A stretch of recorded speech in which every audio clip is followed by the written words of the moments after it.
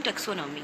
Bloom taxonomy को develop किसने किया था? बेंजामिन ब्लूम ने, इसीलिए इसका नाम रख दिया ब्लूम टैक्सोनॉमी, क्योंकि इनको डेवलप करने वाले बेंजामिन ब्लूम थे। और 1950 में ये ब्लूम टैक्सोनॉमी डेवलप हुई थी। ठीक है, तो यहाँ पे क्या है कि means of expressing quality different kinds of thinking. यहाँ पे एक्चुअली में ब्लूम टैक्सोनॉमी में है क्या, यहाँ पे क्या है कि यहाँ की थिंकिंग की क्वालिटी, थिंकिंग की जो प्रोसेसेस होती हैं स्टेप बाय स्टेप, वो बताया गया है। ठीक है, provides a way to organise thinking skill into 6 level from the most basic of higher order level of thinking. तो यहाँ पे क्या थिंकिंग क्या बताई गई है यहाँ पे? ठीक है, लो से हायर लेवल तक की थिंकिंग आपकी बताई गई है कि लोअर स्टेज कौन सी है और सबसे ज़्यादा हायर स्टेज कौन सी है, ये थिंकिंग की स्टेजेस बताई गई हैं। तो यहाँ पे सबसे पहले मैं बता दूँ कि 3 लेवल होते हैं। 3 लेवल में कौन कौन से लेवल होते हैं? पहला जो लेवल होता है ब्लूम टैक्सोनॉमी का, वो है कॉग्निटिव लेवल।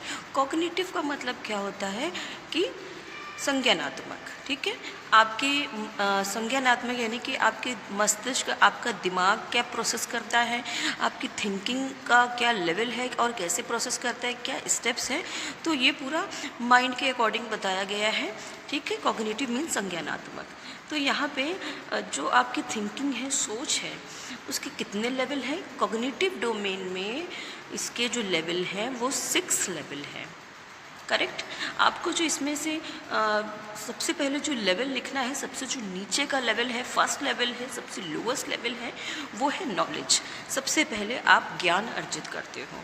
ठीक है, नॉलेज। उसके बाद आपको याद रखना है कि नेक्स्ट लेवल है उसके ऊपर का सेकंड लेवल कॉम्प्रीहेंशन। कॉम्प्रीहेंशन के बाद आप क्या करते हो? अप्लाई करते हो। थर्ड स्टेज जो है वो है एप्लीकेशन, जहाँ पे आप वो नॉलेज को रिलीज़ करने के बाद अप्लाई करते हो। ठीक है, उसी की थर्ड लेवल को कहते हैं एप्लीकेशन। फोर्थ जो है वो है एनालिसिस, आप उसको फिर एनालाइज करते हो। ठीक है, जो भी आपका टॉपिक है, ठीक है, जो भी प्रॉब्लम है, उसको आप एनालाइज करते हो। ठीक है, एनालाइज कैसे करते हो? एनालाइज का मतलब है आप जो भी टॉपिक है, जो भी प्रॉब्लम है, उसको छोटे छोटे आप टुकड़ों में बांट के उसको समझते हो। ठीक है, उसके बाद 5th लेवल है सिंथेसिस। सिंथेसिस में क्या करते हैं, जब आप छोटे छोटे टुकड़ों में बांटने के बाद उसको आप अरेंज करते हो, जोड़ देते हो, सिंथेसिस उसको कहते हैं। ये है 5th लेवल। सबसे लास्ट और सबसे इम्पॉर्टेंट, सबसे हाईएस्ट और 6th जो लेवल होता है इवैल्यूएशन, जहाँ पे आप इवैल्यूएट करते हो। तो ये हो गए 6th लेवल। अब इसमें से ये है कि क्वेश्चन कैसे आते हैं एग्ज़ाम में।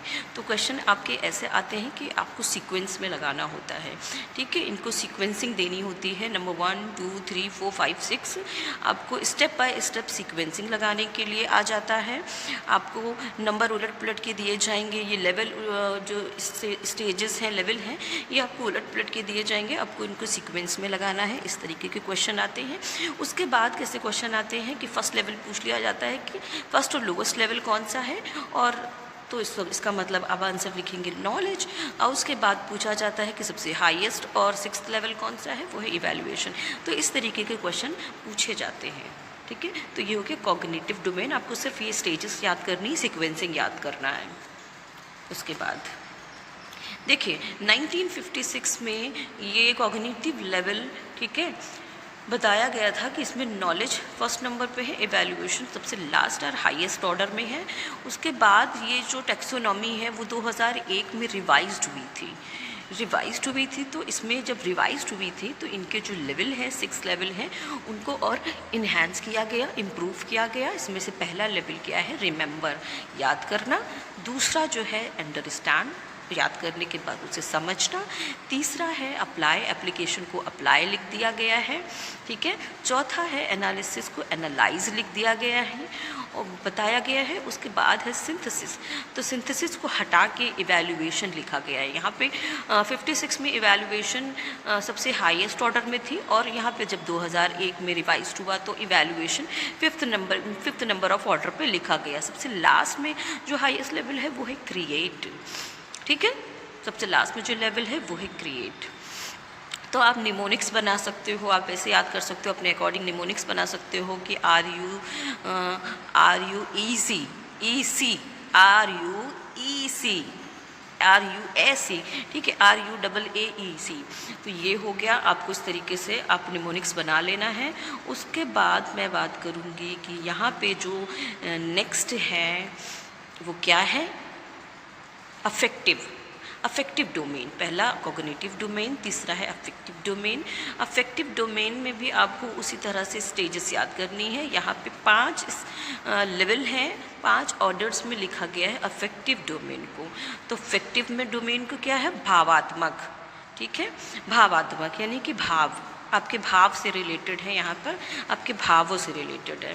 पहला क्या है, रिसीविंग। रिसीविंग मतलब यहाँ पे क्या कर रहे हो, यहाँ पे चूज़ कर रहे हो कि आपको क्या रिसीव करना है। किसी ने बोला है, आपने उसको सुना, उसको कह सकते हो आप रिसीव आपने किया, सुना कह सकते हो उसको रिसीव किया।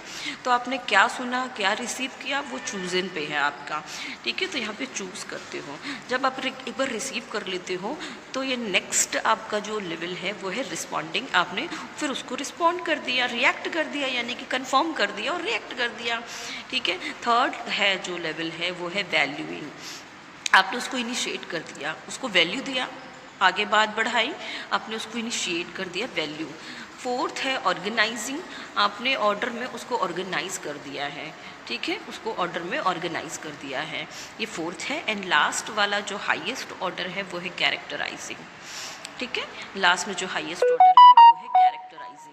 तो यहाँ पे देखो ट्रिक बना सकते हो, ये मेरी ट्रिक है, आप अपना निमोनिक्स और ट्रिक्स अपना बना सकते हो।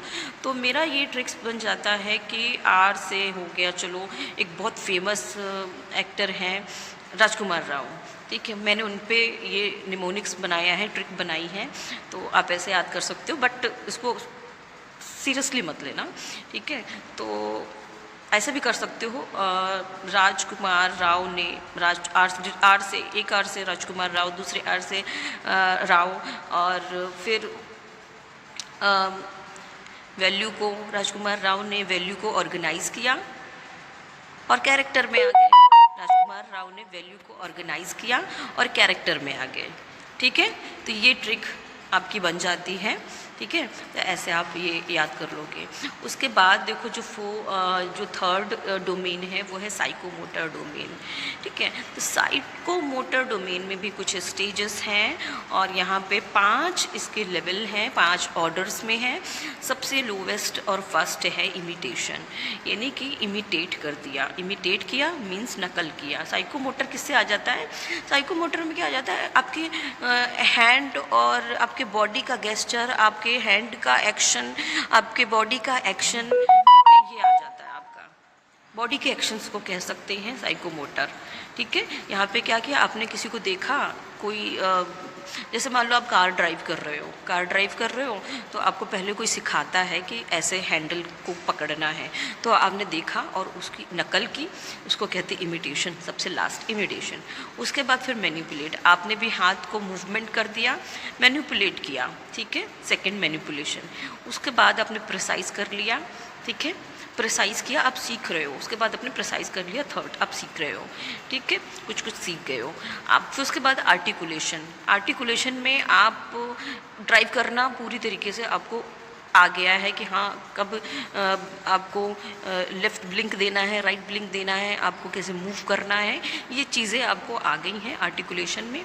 उसके बाद सबसे लास्ट में है नेचुरलाइजेशन, ठीक है। उसके बाद क्या होता है कि आप बिल्कुल हैबिट में आ जाते हो, आपका इतना ऑटोमेटिक बन जाते हो कि आपके हाथ ऑटोमेटिक मूव करने लगते हैं और ऑटोमेटिक आपको राइट लेफ़्ट का ध्यान भी है और रोकना है। आप हैबिट में आ जाते हो, उसे कहते हैं नेचुरलाइजेशन। आप हैबिट में आ जाते हो, बिल्कुल हैबिचुअल हो जाते हो कार ड्राइव करने में, ठीक है। तो ये ऑर्डर्स हैं, इनकी जो ट्रिक है वो मैंने बनाई है। आई से I am manipulation, I am पान, पी प्रिसीजन मीन्स पी से पान, आर्टिकुलेशन PAN, पान में PAN की स्पेलिंग होती है, ठीक है। तो ऐसे याद कर सकते हो PAN, आई एम पान, ठीक है, आप ऐसे ही स्टेजेस को याद कर सकते हो। सो आई होप ये छोटा सा वीडियो है आपको समझ में आया होगा, बहुत इंपॉर्टेंट है। तो नेक्स्ट वीडियो में फिर से लेकर आऊँगी। जब तक जाइए आप प्लेलिस्ट को चेक कीजिए, आपके लिए बहुत सारे जो वीडियोज़ हैं, लेसन प्लान्स हैं, प्रोजेक्ट फाइल्स हैं, अपलोडेड हैं, जाके चेक करिए। मिलती हूँ फिर मैं नेक्स्ट इंपॉर्टेंट वीडियो में। Thank you for watching and B shining.